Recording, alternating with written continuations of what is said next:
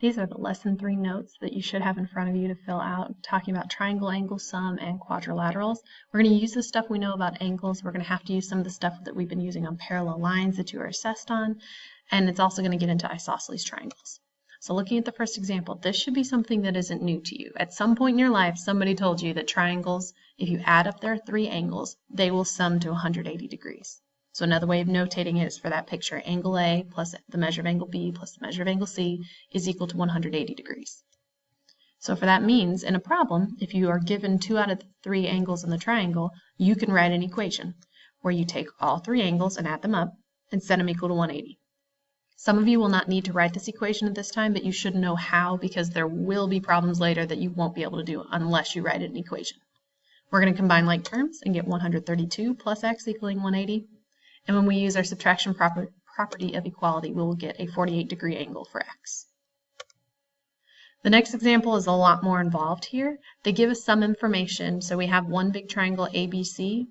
In that triangle, ACB is 90. That's the angle that you see with the vertex of C here. They're also telling us segment CD and segment AB are perpendicular, which is why there's a right angle by the vertex of D here. We're supposed to find the measures of the missing variables. There's definitely more than one way that you could do this. The one way I would focus on right now is in triangle CDB, the triangle that's on the right. We have a 90-degree angle, we have a 70-degree angle, and then we have angle B that's missing. Since we had 2 out of the 3 angles in the triangle, I'd add up what I know, subtract it from 180. That would tell us that B is a 20-degree angle. Now you could technically find either A or C next. I think most people would have an easier time picturing finding C next, because C is going to be found with the fact that it's complementary with the 70. It is making that right angle at angle ACB. So C plus 70 has to make 90 total, making C a 20-degree angle. I'm going to try and put that in the picture. There's more than one way to find A. What I would focus on is this skinny little sliver of a triangle on the left, triangle ADC. In it, we know that 20 that we just found, but we also know the right angle at ADC. Since there is a right angle on the right, there's a right angle on the left, and that's because they were told to us to be perpendicular. So since there's a right angle there, we can add 20 and 90 together. We're going to subtract that from 180. We find that A is a 70-degree angle. Example 2, there's only one right angle in this picture, and it is up here by the 40 and the x. We're going to find x, y, and z. Z is in an expression, so it's going to take a little more work. And again, more than one way to do this problem. What I'm going to do first is I'm going to call this missing, the only angle in this picture that doesn't have either a number or a variable. I'm going to call it W, because we're going to need to find it, but it's not labeled. So I'm going to find W first by adding in that triangle 40, 60, and W. It has to equal 180. When I add 40 and 60 and then subtract from 180, I find that W is an 80-degree angle. That's helpful because right here, when we have angles that are adjacent and supplementary, we have a linear pair. W and 2z minus 30 make a linear pair. So I can add those together and set it equal to 180. The 80 that we just found, W, will be added to 2z minus 30, and it equals 180. When I combine like terms for this one, I'm going to get 50 plus 2z equaling 180. Subtraction property of equality gets me that 2z equals 130. Division property of equality gets us that z is 65. Now, I'm actually going to need this angle in the triangle that you can see with x and y in it, so I'm going to substitute it back in. If we know that z is 65, I can do 2 times 65 and get 130. Subtracting 30 from this tells us that that was a 100-degree angle at the beginning.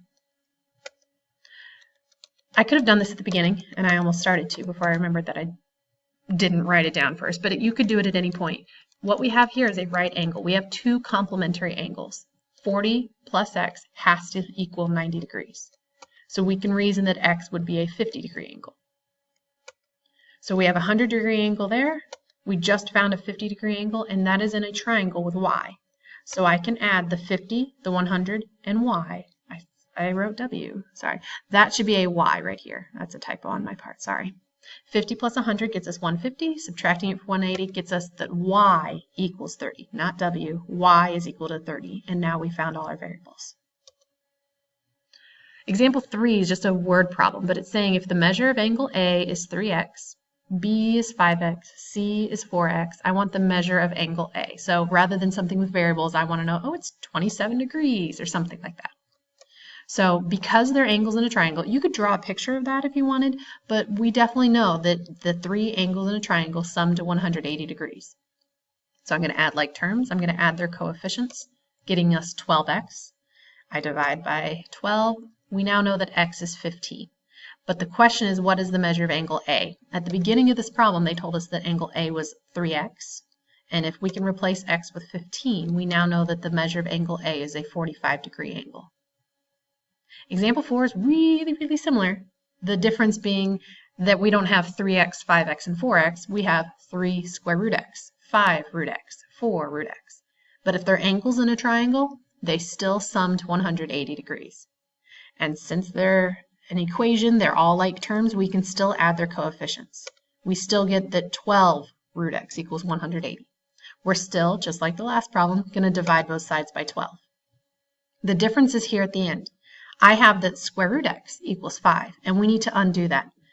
The opposite of square rooting a number is to square it. So we're going to square both sides of that equation. That's going to get x on its own. But we're going to have to square the right side of the equation also, and 15 squared, there we go, 15 squared is 225. So the setup of this problem was the same, but because we weren't just working with an x, the answer is actually different. The missing variable was a 225.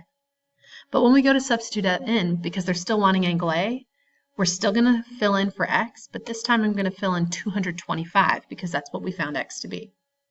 The square root of 225 is 15, so when we multiply the coefficient of 3 by a regular old 15, we find that it's a 45-degree angle still.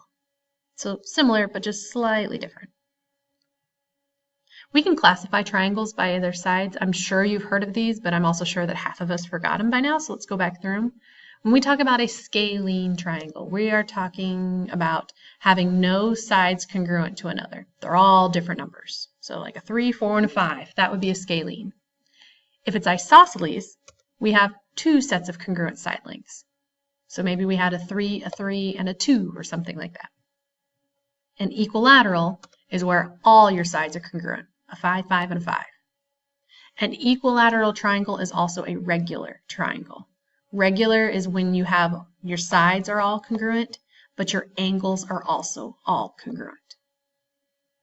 So scalene, nothing's congruent. Isosceles, 2 sides congruent. And then equilateral, equilateral, 3 sides congruent. An equilateral triangle will also be a regular triangle.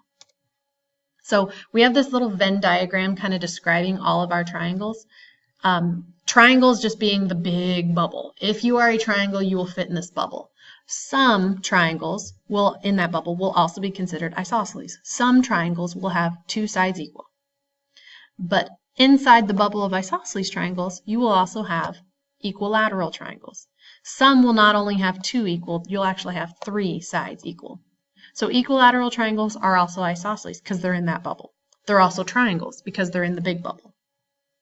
But not every triangle will fit in the equilateral triangle bubble. So true or false, and we want the reason why. Is it true or false that all triangles are isosceles triangles? Definitely not true. Some triangles can be scalene. Some can have 3 different sides. Some will be isosceles, but the fact that all of them are written out to be isosceles is false. All isosceles triangles are triangles. And if you look at this bubble, that's what's describing it. Isosceles triangles is completely inside the triangle bubble. It is not possible to be an isosceles triangle without being a triangle in general. All equilateral triangles are isosceles triangles. Now this, to a lot of students, feels wrong, but if you look at our little graph here, every equilateral triangle will also be in the bubble that represents isosceles triangles. So that is a true statement. You cannot have all 3 sides being equal without also happening to have 2 sides equal. You just have slightly more than that. All isosceles triangles are equilateral triangles. That is a false, that is a typo. That is a false statement. There are some isosceles triangles out here that will not be in the equilateral triangle bubble. So that should be a false statement. Some isosceles triangles are not equilateral. Some isosceles triangles only have two sides equal.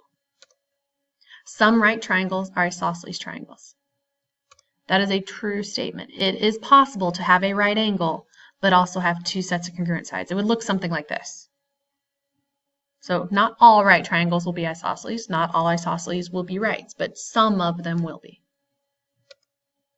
Then we're going to get into parts of an isosceles triangle. Isosceles triangles do have two sides congruent to each other. Those are called legs. Every isosceles triangle will have two legs. The length that is not the congruent side will be base. Base does not mean bottom. A lot of times we like them to be drawn like that, but they do not have to be. The angles that are on each end of the base are called base angles. They will not always be at the bottom of the picture unless you happen to turn your picture to always look like that. The angle where the legs run into each other is called the vertex angle, which is helpful to note because what we're going to end up having in an isosceles triangle is that when you have two sides that are congruent, such as this picture, AC being congruent to AB, then the angles opposite those sides, the base angles, are going to be congruent. So in this picture, we would know that C and B, because these are the base angles, these are congruent. So the measure of one base angle of an isosceles triangle is 23 degrees. Because we know base angles are congruent, if one angle is 23 degrees, the other angle is 23 degrees. And then you have a triangle where we know 2 out of the 3 angles. We can find the measure of the last angle by adding them together, setting them equal to 180. So when you combine your 23s, you get 46.